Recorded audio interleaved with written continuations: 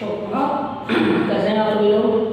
आज हिंदी कक्षा के इस शिक्षण में हम सभी लोग संस्कृत खंड का पठन पाठन करने जा रहे हैं।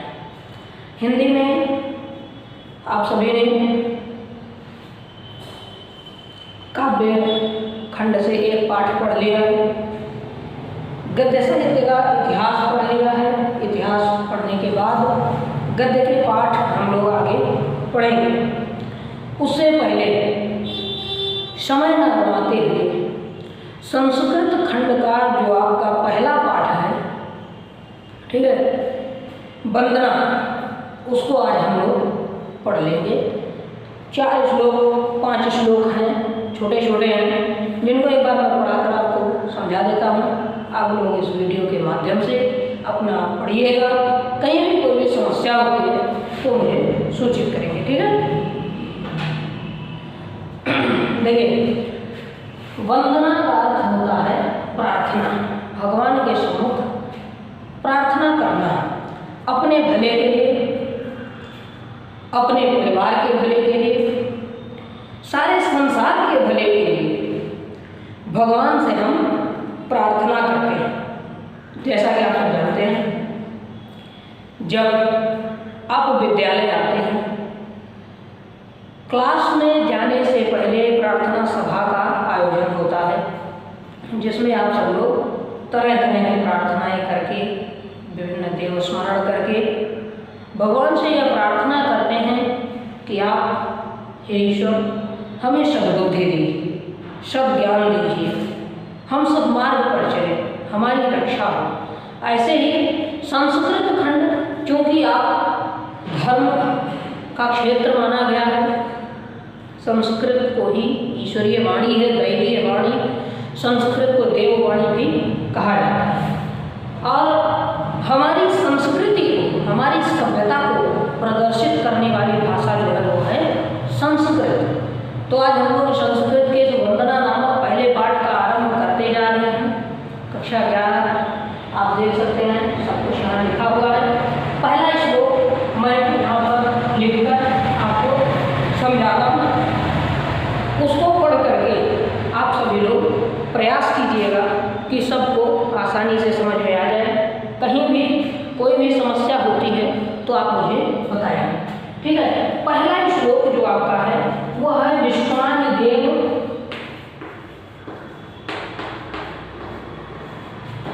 यहाँ 2 मात्राएं हैं, विश्वानि देव सवितर दुरितानि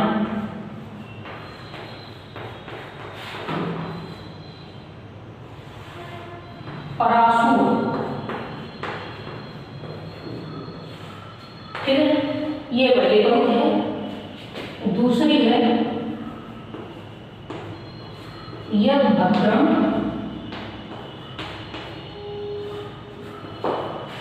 तन्न आसु,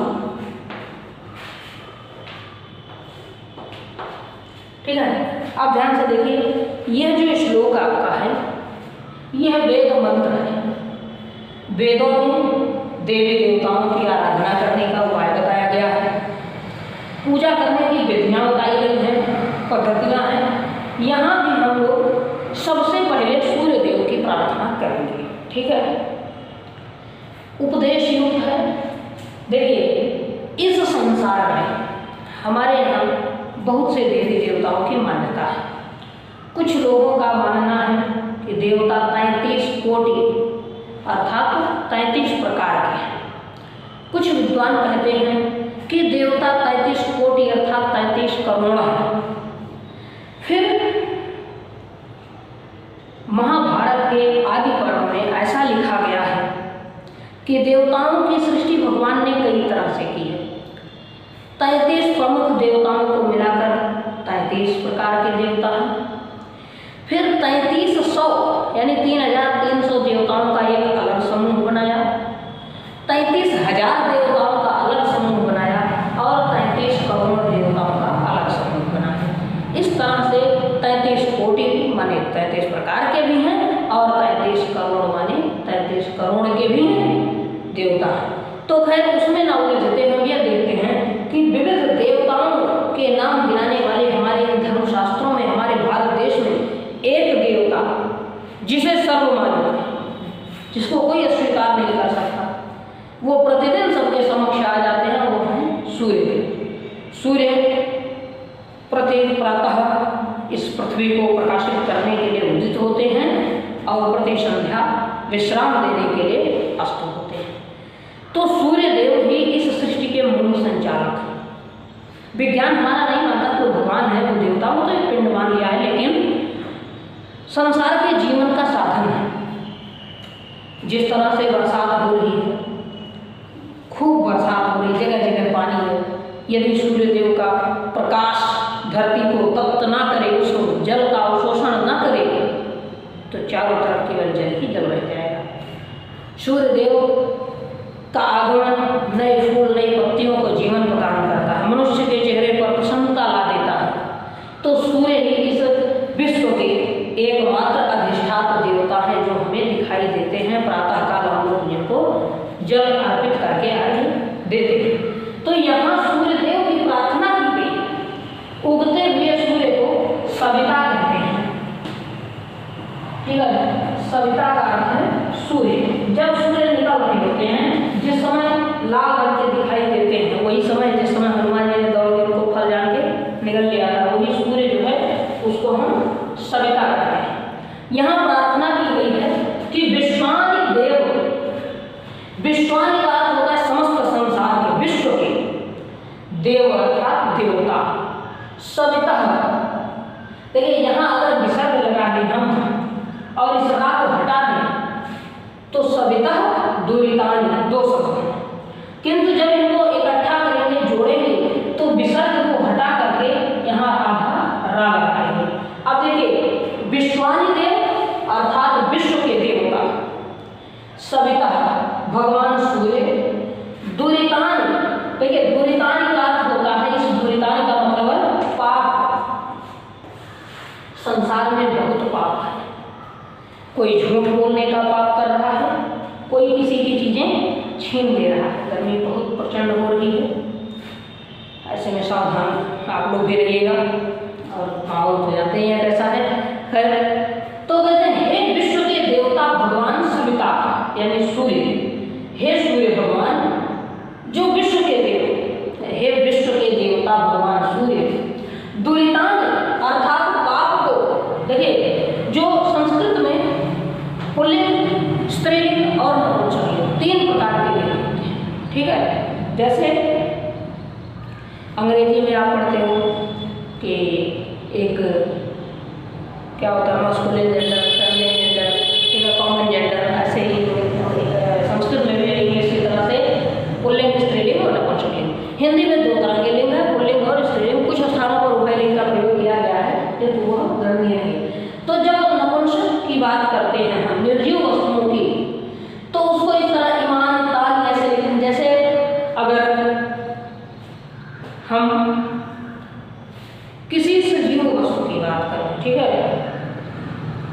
मान लीजिए पेड़ की बात करते हैं, वृक्ष, एक पेड़ है तो वृक्ष, 2 पेड़ है तो वृक्षो, बहुत से पेड़ है तो वृक्षा, ठीक है। एक मनुष्य है तो जन, 2 मनुष्य हैं जनो, बहुत से मनुष्य है तो जना। किंतु जब हम किसी निर्जीव वस्तु की बात करते हैं, जैसे एक आम तो आम्र या आम्रम, ठीक है, 2 आम तो आम्रो, और बहुत से आम तो आम्राणी, ठीक है। ऐसे पुष्प के बारे में भी, फूल पेड़ से अलग हो गया फूल तो वह निर्जीव है, उसके लिए पुष्प, पुष्पो, ठीक है, या पुष्पम, पुष्पो, पुष्पाणी, इस तरह आनी शब्द जो है। यहाँ दुरितानि शब्द अर्थात पापों को बहुवचन में है, इस संसार से समस्त पापों को परासुर, परासुर का मतलब है पर माने दूर, आसुर माने ले जाइए, ठीक है, आसुर और पर 2 शब्द हैं। कहते हैं विश्वानि देव, हे विश्व के देवता, सविता भगवान सूर्य, दुरितानि परासुर, इस संसार से पाप को दूर ले जाएंगे। यदि भद्रम, देखिए यद का अर्थ होता है जो, ठीक है, जो कुछ भी। भद्रम, भद्रम शब्द का अर्थ है कल्याणकारी, और जो कुछ भी कल्याणकारी है जिससे सबका भला हो सके। तन्न आसुर, तन्न शब्द जो दिया गया है इसमें दो है, ठीक है। देखिए एक है तत्व, तत्व माने वही या उसे, और न का अर्थ है हमें, ठीक है, न का अर्थ होता है हमें। आंसू, अब देखिए परासु माने दूर ले जाइए, ठीक है, और आंसू माने प्रदान कीजिए या पास ले आइए, ठीक है। आंसू का मतलब पास लाना। तो सूर्य से यह प्रार्थना की गई है कि हे विश्व के देवता भगवान सूर्य, आप इस संसार से पाप को दूर कर दीजिए, और जो कुछ भी कल्याणकारी है यद भद्रम जिससे सबका भला होगा। तन आसुर, तत् माने वही, न करता हमें आसुर प्रदान कीजिए, ठीक है। कहते हैं विश्वानि देव सविता दुरितानि परासुर, हे विश्व के देवता भगवान सूर्य, दुरितानि परासुर पाप को दूर कर दीजिए। यद भद्रम, और जो कुछ भी कल्याणकारी है, तन आसुर वही हमें प्रदान कीजिए, ठीक है। अपेक्षा करता हूँ कि सभी को यहाँ तक समझ में आया होगा। कोई भी समस्या होगी आप हमें बताएंगे। अगला श्लोक हम लोग देखते हैं। कहते हैं ईशावास्यम इदं सर्वं यद किंचित जगत्यां जगत् तेन त्यक्तेन भुञ्जीथा मा गृहः कस्यचित् धनम्, ठीक है। दूसरा श्लोक हम लोग पढ़ेंगे ध्यान से, ठीक है। कहा गया है ईशावास्यमिदं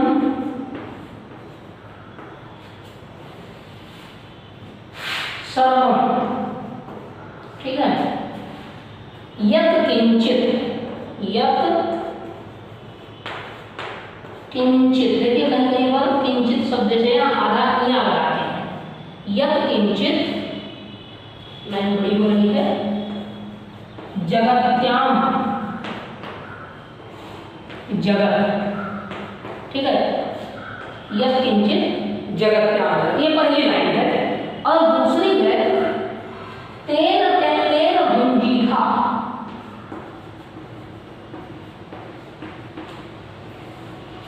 तेन त्यक्तेन भुञ्जीथा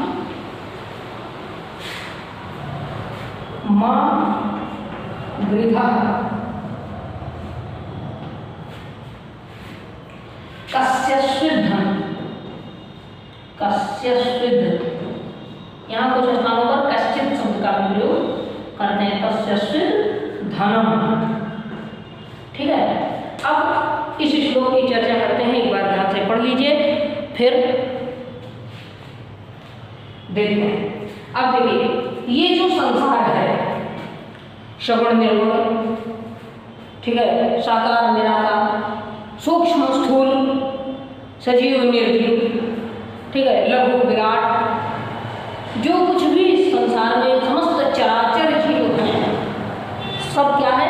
ईश्वर का रूप। जैसे कि आपने काव्य में भी पढ़ा कि कण कण में भगवान होता है। आप जानते हैं प्रहलाद ने भी अपने पिता से यही कहा था, कण कण में भगवान है। उसने तो यहाँ तक पूछ लिया हिरण्यकश्यप ने कि क्या इस खंभे में भगवान है? प्रहलाद बोले हाँ।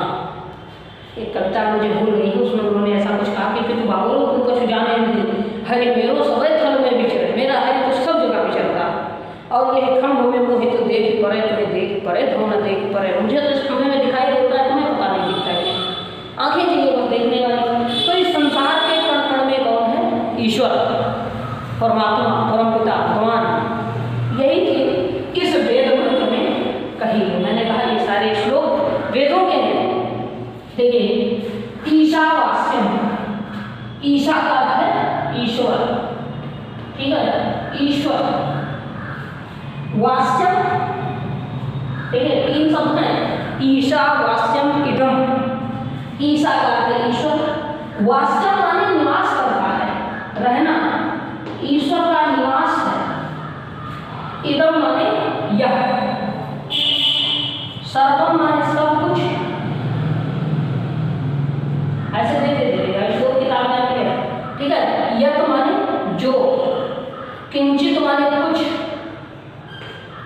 जगत्याम का मतलब होता है विद्यमान, विद्यमान का अर्थ उपस्थित, ठीक है। और जगत का अर्थ तो आप जानते हो, जगत का अर्थ संसार।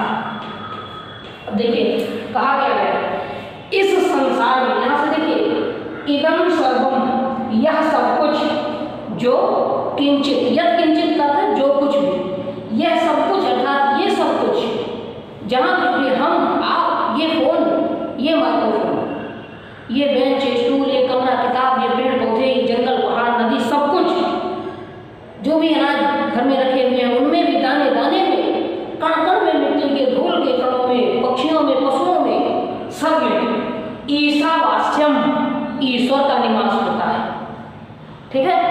ईशावास्यम, ईश्वर का निवास है। इदम सर्वम, यह सब कुछ, और क्या सब कुछ, यह किंचित, जो कुछ भी जगत्याम विद्यमान है, उपस्थित है, जगत संसार में, इस संसार में जो कुछ भी उपस्थित है उस सब में ईशावास्यम, ईश्वर निवास करता है। संसार में जो कुछ भी उसमें कौन है, ईश्वर है। अब ईश्वर किसी एक का तो होता नहीं, सबका होता है। ऐसा नहीं है कि सूर्य जो निकल आए हैं तो किसी एक के घर पे पूरे धूप अपने उड़े लगे, बाकी लोगों के घर अंधेरा कर देंगे। हवा चलती है तो ऐसा नहीं है कि एक घर के अंदर बाकी छिप जाए, सबको ठंडक दे जाए और बाकी लोग गर्मी में मर जाए, नहीं। बारिश होती है, ऐसा नहीं है किसी एक के घर पे ही बरस जाए, एक दो लोग, चार लोगों के घर बरस जाए, बाकी लोग सूखे में रहे, नहीं। जब होती है एक निश्चित स्थान पर, वो सबके यहाँ बराबर से होती है, आकाश से पवन जल गिरता है। तो ईश्वर किसी एक का नहीं है, वो सबका है। इसलिए अब करना क्या है, जब ईश्वर सबका है तो इस संसार की कोई भी वस्तु किसी एक की नहीं है, सबकी। किसी भी चीज को केवल अपना ना समझे, इसीलिए तेन, तेन का अर्थ होता है इसीलिए, ठीक है। तेन का अर्थ है इसीलिए, त्यक्तेन, त्यक्तेन का अर्थ है त्याग पूर्वक, ठीक है, त्याग पूर्वक। भुंजीथा मतलब उपयोग करना या भोग करना, ठीक है, भोग करना।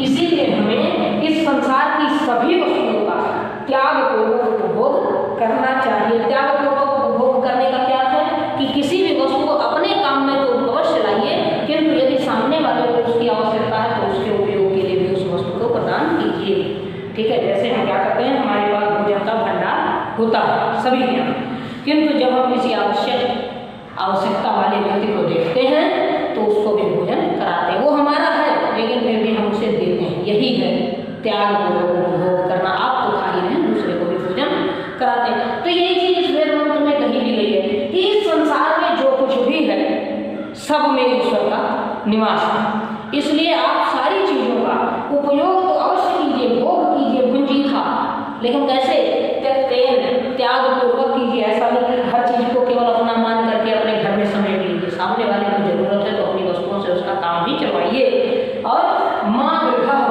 माँ का मतलब होता नहीं, ठीक है, माँ का अर्थ नहीं, गृह माने ग्रहण करना, ग्रहण करना या छीनना भी हो सकता है, बनाना, हरण करना भी हो सकता है। माँ गृह कस्यस्विन, किसी के भी, किसी के भी, धन अर्थात धन, किसी दूसरे के धन का अपहरण नहीं करना चाहिए, किसी का धन छीनना नहीं चाहिए। सारी चीजों का त्याग पूर्वक उपभोग करो, ठीक है।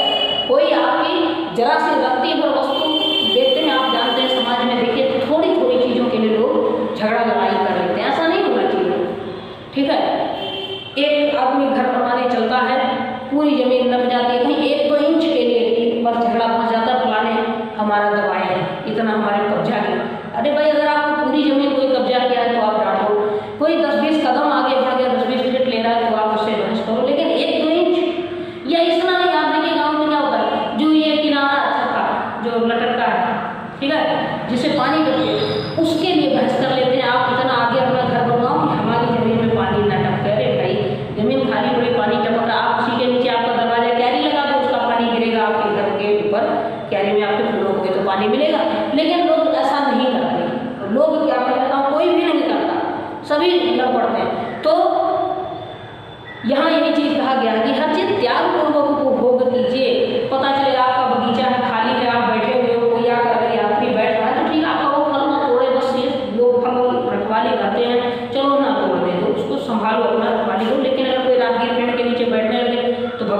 भाई हमारा पेड़ ना आओ नहीं।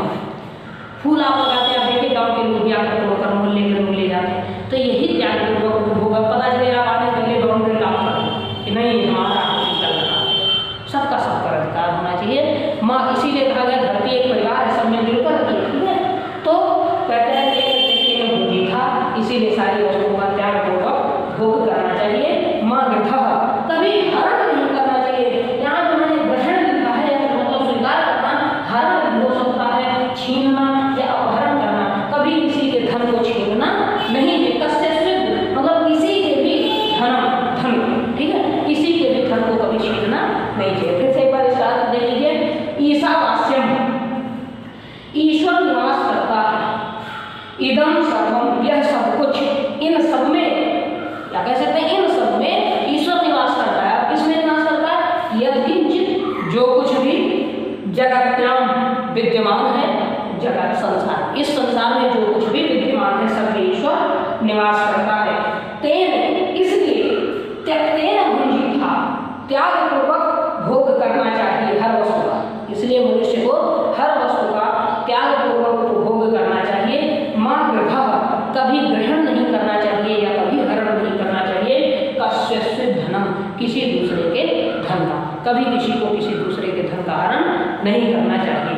तो आज हम लोग केवल ये 2 श्लोक पढ़ते हैं, 3 श्लोक बचते हैं जिनमें एक श्लोक को केवल एक सूक्ति मात्र है जिसको हम लोग कल के वीडियो में अपने पढ़ेंगे। देखिए बीच बीच में एक दिन का गैप हो रहा है क्योंकि मैं ऐसा करता हूँ, एक दिन यूपी बोर्ड एक दिन सीबीएसई बोर्ड पढ़ा रहा हूँ। आप लोग पढ़ते रहिए, हंसते खेलते एंजॉय करते हुए थोड़ा थोड़ा पढ़िएगा, जो भी समस्या मुझे बताएंगे, ठीक है।